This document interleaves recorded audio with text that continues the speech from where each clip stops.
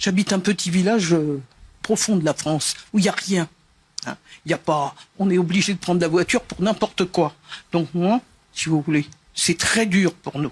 Je ne peux pas acheter de poisson, je ne peux pas acheter tout le temps de la viande. De temps en temps, j'emmène les petits au McDo, manger le Happy Meal à 4,95. Et c'est tout la sortie. Vous comprenez? Et j'ai travaillé toute ma vie. Voilà. Vous êtes à 1200 en comptant le travail que vous faites en plus? Non, à 73 ans, d'accord. 1200 de pension. D'accord. Et j'ai travaillé 42 ans. Qu'est-ce que vous avez fait comme travail? J'étais comptable. D'accord. Voilà. Et comme j'ai travaillé dans les banques, vous savez très bien qu'on ne compte pas les doubles mois. Alors, on nous prend au SMIC au départ, bien évidemment, quand on commence, on nous prend au SMIC, mais on nous paye sur 15 mois.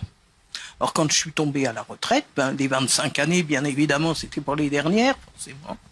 Et donc, à partir de ce moment-là, ça a baissé terriblement. Or, ce qui se passe, c'est que mes 1200 €, monsieur, ils n'ont pas augmenté depuis 10 ans. Alors, moi, je me retrouve avec une retraite pareille que quelqu'un qui a jamais bossé, quoi. Parce que moi, j'ai des gens autour de moi, dans mon village, ils n'ont jamais travaillé, ils ont 900 € par mois. C'est ça. Ça veut dire qu'ils sont au minimum vieillesse, à l'ASPA. Oui, mais moi, je ne veux pas savoir. Ça ne me concerne pas, moi.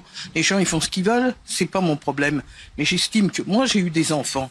J'ai travaillé en même temps, et mes enfants sont tous contribuables, je veux dire. Hein.